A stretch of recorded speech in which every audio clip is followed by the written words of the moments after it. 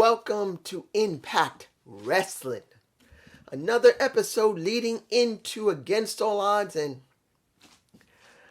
fuck Impact Wrestling. Gotta do it because, let's be honest here, guys. What have we gained still from AEW? Zip. Now, mind you, was this show bad? No. It was actually quite good, and it's leading into Against All Odds. But I know I'm not going to be popular here. I got to say this, and I said this when this was going to be announced, and I'll explain it at the end of this review. But you can already see the title, but I'm going to explain it the best way I can. Now, what did we get? Let's talk about the tables match between Raju and Jake somebody. It wasn't a bad match. But here's the thing. It's not the point if it was a bad match or not. The point, was there a story? No. Not because they didn't have history. It was because we didn't know it until last week. Guys, in wrestling, professional wrestling, what makes a true match is not all of the work in the damn ring. It is about the work in the ring, the charisma of both parties, their mic skills, and most important, the story behind why they're wrestling. And we only got this story last week, knowing they've known each other 15 years, and there's been no interaction for months before this. So when we see this match, it feels empty with a real background story of these two guys knowing each other for over a decade and a half, and we didn't even know it until last week. It's not the point if the match is bad. Now, I'm not going to lie here. You guys, if you haven't seen my video yesterday that I put up about the... I was so tired then, and I'm still kind of tired now. Yes, I had some sleep after that, and I had a little bit of sleep now, but I still have insomnia. And when the match was nearing its end, I kind of fell asleep. It's not like I do it often. It's rare I fall asleep during a match because I don't like falling asleep on matches. I want to know what's going on. But if I had to take a guess who won the match, it wasn't Raju. It's going to be Jake somebody. But here's the problem. If I'm right, and Jake somebody did win the match, guys can tell me below if Jake won or not. I believe he did. But if he did win, what does it really mean? And if it's Raju, what does it really mean? You just gave us information about two wrestlers last week who known each other for 15 years. You gave us no interaction between the months before this match happened. And now you're trying to make it into something, at least for this match. And I have a feeling they're going to extend this because creative have no idea how to write. Tell me I'm wrong.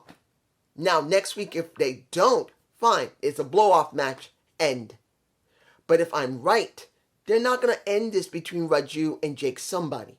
They're going to talk about, hey, I want a match with you at Against All Odds. That's where this is going to be leading next week, I believe.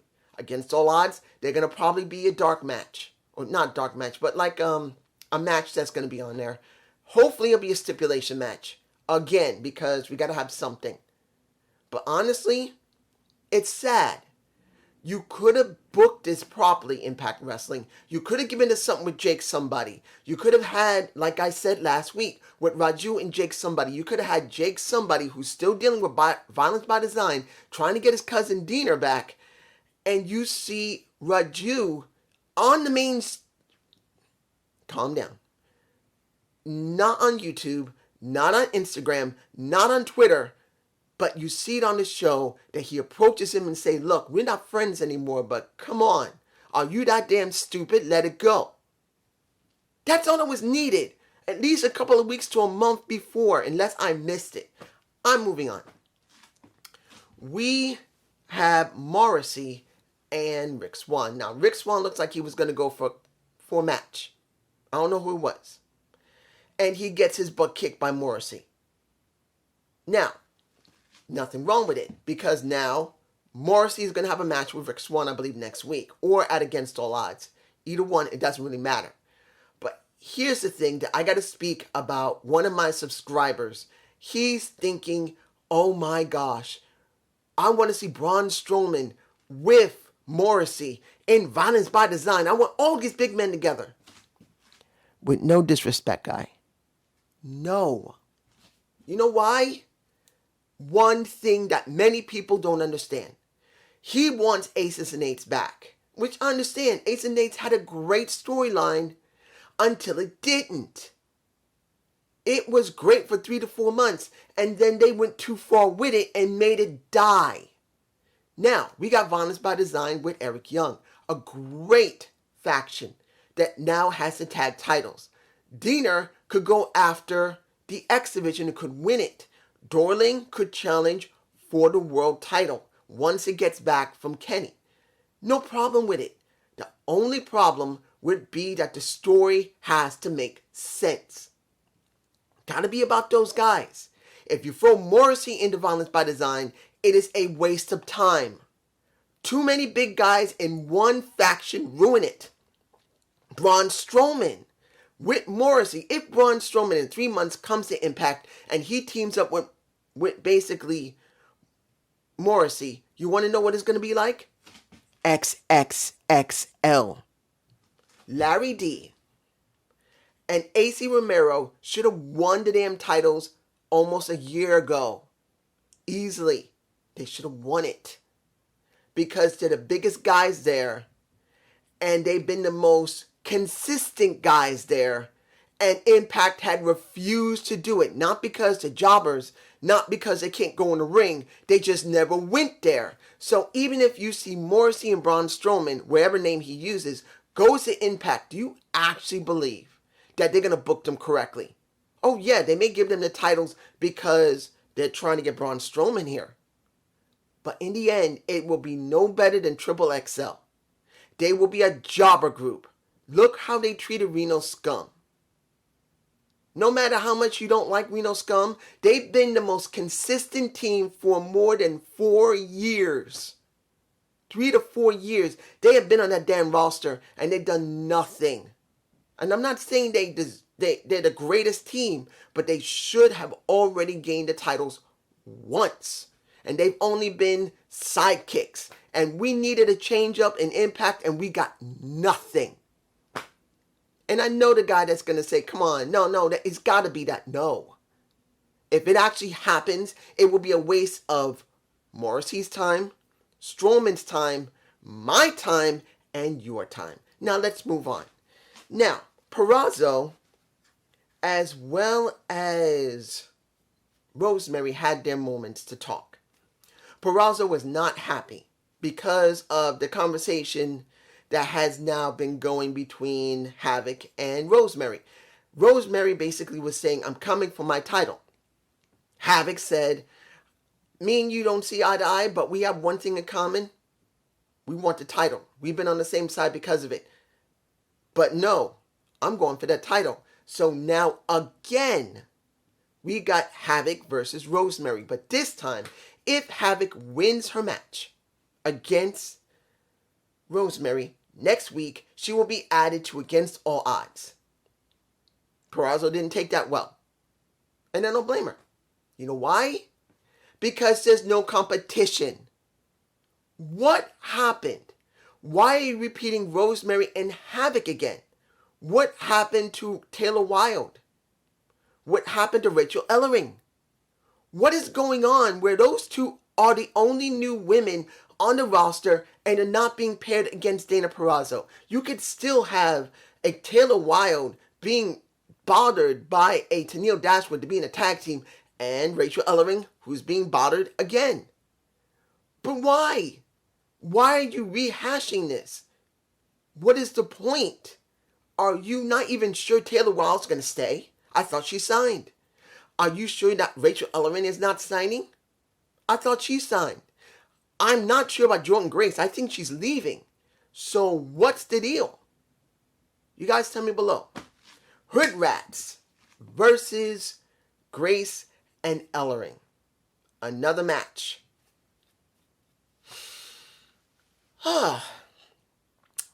What do we exactly get here in this match? A good match.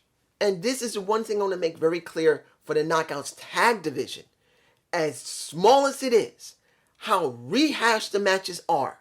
Over and over again, the same women, mostly in the same orientation. They're good wrestlers. And I never say that they can't wrestle. Rachel Ellering showed me something when she went against Jordan Grace, that she does have ability. She has charisma in the ring to a certain extent. As a babyface, it's somewhat dubious. I hope she can do better as a heel when the time comes. But you got Jordan Grace, who is known to be great. You got Tasha's from my own city, baby. She's one of my babies. She's a gorgeous woman. And she is loud as hell. She must be from either Brooklyn or the Bronx. Understand, this is something you don't know. Brooklyn and the Bronx have the loudest people in New York. Nothing wrong with Manhattan, Staten Island, or Queens, because Queens comes after Brooklyn and the Bronx. The one is the most noisiest, and the one is the most noisiest, that makes the most noise, is the Bronx. Then Brooklyn, then Queens. You want to know who is the most violent? Brooklyn, Queens, Bronx. That's not an exaggeration. Doesn't mean that there isn't sometimes when they switch. But in general, anyone from Brooklyn, they will whoop your ass. They'll curse you out, insult you, whoop your ass, curse you again, then whoop your ass again. Queens will curse you out, then whoop your ass.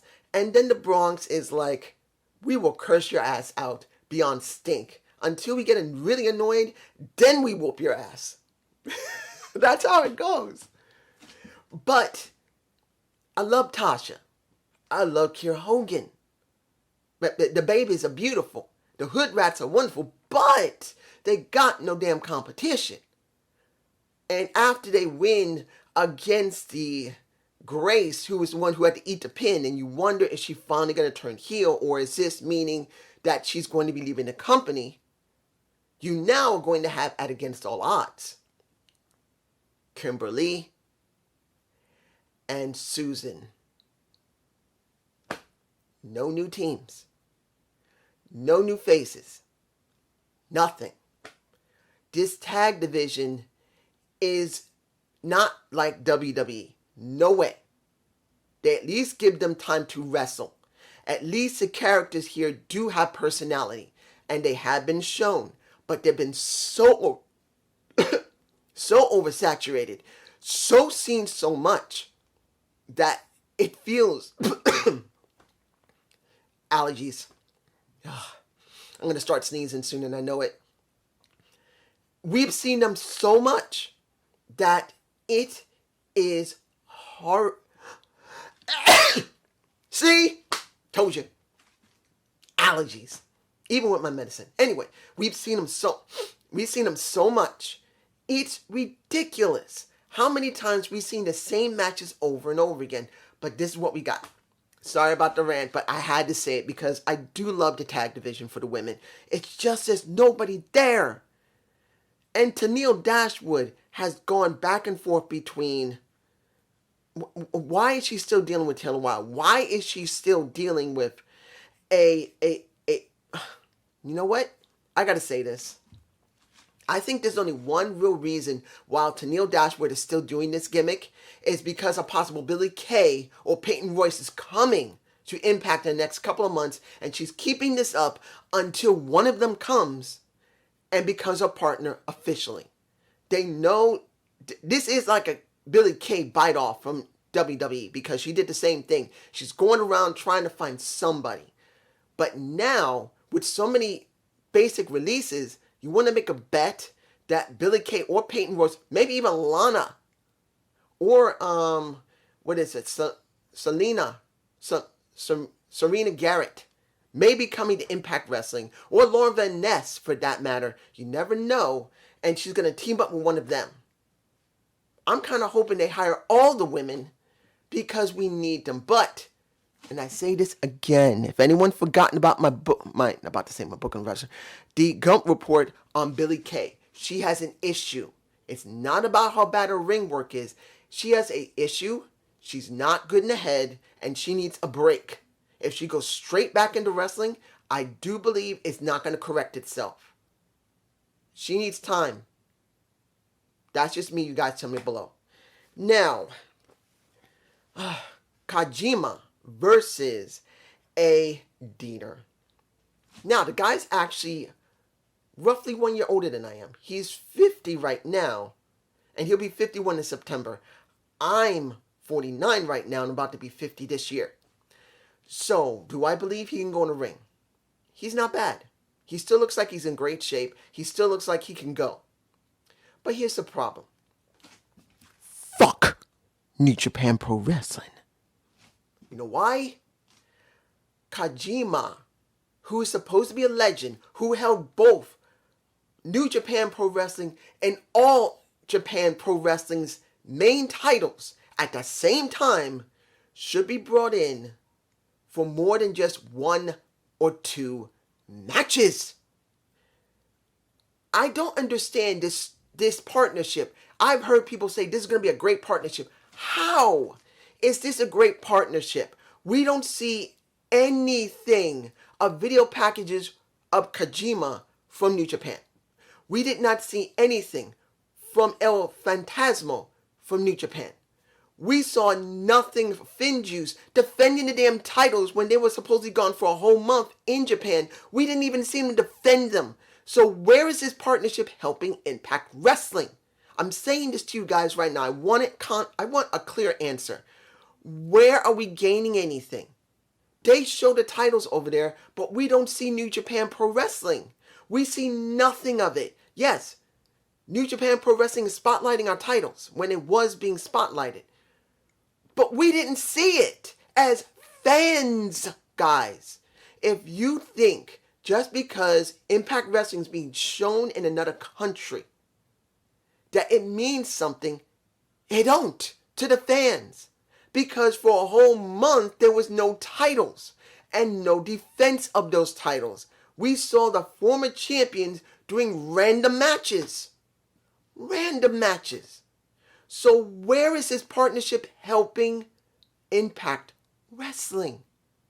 Where is this helping New Japan Pro Wrestling? Someone dropped the damn ball here. I want an explanation from you guys. Explain why this partnership is so great. When if Kojima lasts beyond against all odds, because there's no guarantee we'll even see another match next week, we could. But if we don't, and it's that one-off match, what is the point of him coming? What is the point that a legend from All Japan Pro Wrestling and New Japan Pro Wrestling come here and we see nothing of him? Nothing of him. We saw nothing of Finjuice. Nothing at the other promotion. El Fantasma, 2 matches, done. He's gone. We saw nothing. What is the point? Tell me. Now, moving on. We got, what was that? Samson and some type of insignia. I only saw it briefly. It's flashing in my face. Whoever that is. Looked like he got a bottle of Jack Daniels renamed Samson. I don't know if he's a former MMA fighter. I don't know if he's from the Indies. I don't know. Never met, don't recognize him. Maybe I do know him, I just don't recognize him right now. But the question's going to be, is he going to be something? Let's move on. Now, I have to say one more thing about Kojima.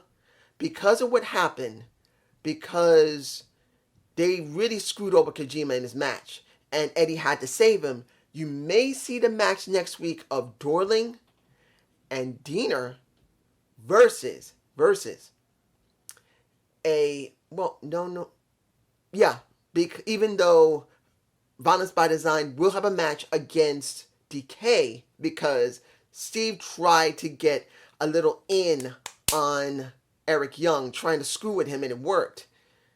Probably this week coming, you're going to see Eddie and Kojima versus Joe Dorling and Diener. I think that might be happening. Might. Unless it's going to be Diener and Eric Young because they don't want them to touch. Or it could be Rhino. You never know. Finally, the match that closed the show, that shouldn't have. That could have been left for next week. And that's Sammy versus Moose. No titles on the line. No stipulation. Nothing. They just wanted to beat the crap out of each other. Now, was it a good match? Yes, it was a good match. Both of them are good. No one's saying anything against Moose. No one's saying against Sami Callihan. I love them both. They're both great wrestlers. Acting great heels. But here's the thing. I could see the Good Brothers coming out. I knew they were going to come out. I just knew when Sammy won that match and the Good Brothers came out and whooped their asses. The kicker was, the moment I saw that, I said, they're going to try and do a triple threat. And what happened after the match was over? And they went to the back.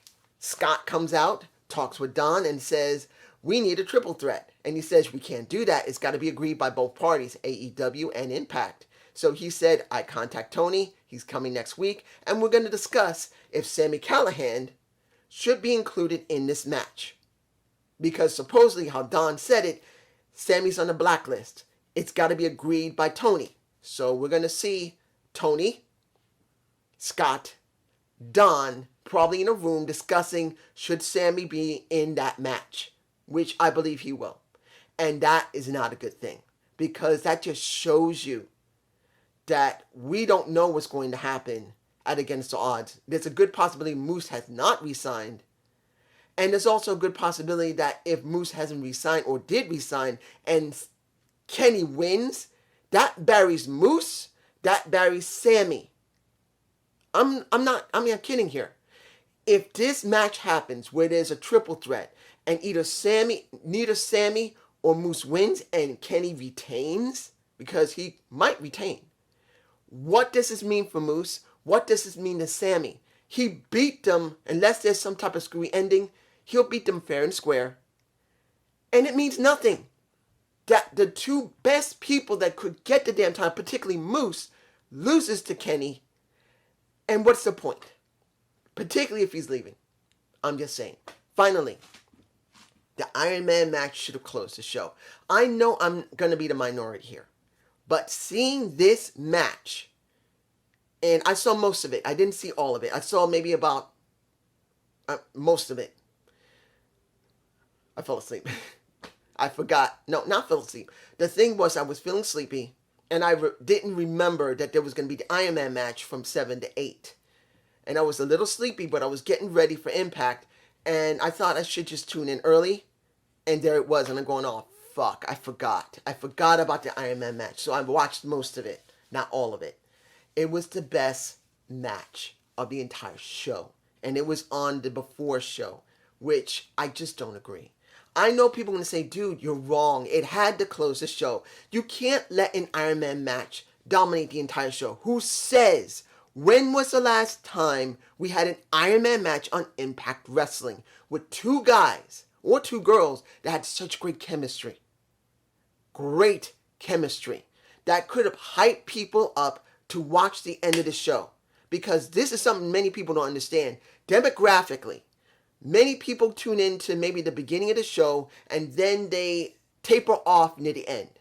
In this situation, you could have done some of what was here. You could have still had the tag match and the tables match. You could have saved everything else for next week. But honestly, this should have closed the damn show. It was that damn good.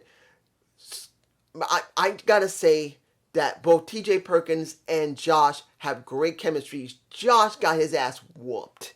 And yes, Josh Matthews was on commentary. Didn't really help a lot. D'Lo had to carry that thing. I wish Matt Striker was back. Or better yet, I wish Mauro Ranallo was there. But it was still the best match of the entire show. Having the wrestlers at ringside, this is what makes this entire show suck. overall. There are still no fans for Impact Wrestling. It doesn't matter it's taped. They should already start trying to bring fans back to their venue. They need them. After what happened with AEW, what's going to happen with WWE? If Impact doesn't have fans by August or September, they're dead.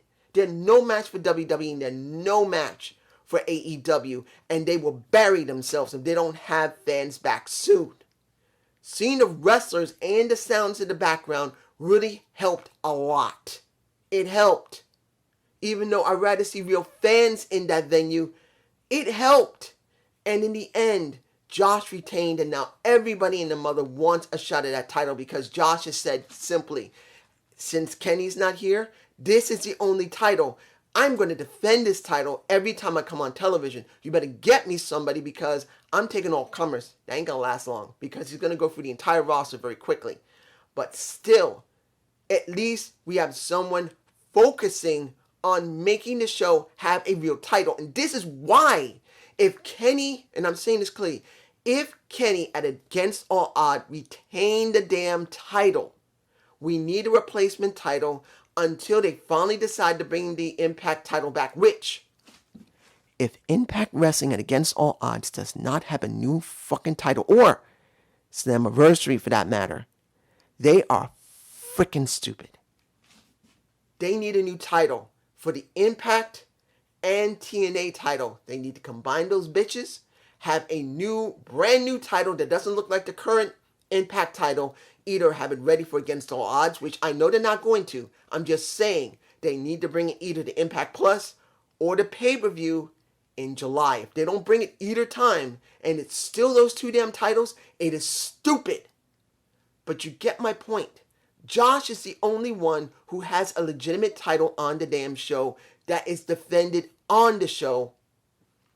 He needs to close the damn show. And if you keep thinking that the Xdivision should not close the show, particularly an Ironman match that good, you need to reevaluate yourself. Because it was needed. What is Kenny doing? He's going on the show. He's doing tag matches. He doesn't really do any matches by himself or with Rich unless it's a pay-per-view, which makes sense. But we need a title. Or did you remember what happened with Brock Lesnar on Raw? Brock Lesnar on Raw never defended the titles much. He wasn't there all the time. And people said, oh, this is a great thing. And eventually became shit. So you tell me. The Iron Man should have closed the show. And they could have shifted this to next week. All the other important things that's needed for Against All Odds. I'm just saying. And I hope you enjoyed this view. Oh, I want to sneeze again. Please give me a comment below. I will be doing my AEW review tomorrow.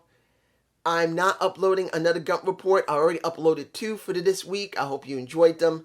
I do have some for next week. Now, I am going to be honest here. I've had one Gump Report that's at least a couple of weeks old. And it will probably be the one that's going to be uploaded Monday. And that's AEW moving to TBS. That's already been filmed. I have it. I just didn't get a chance to release because everything else happened. Hope you enjoy it. Peace.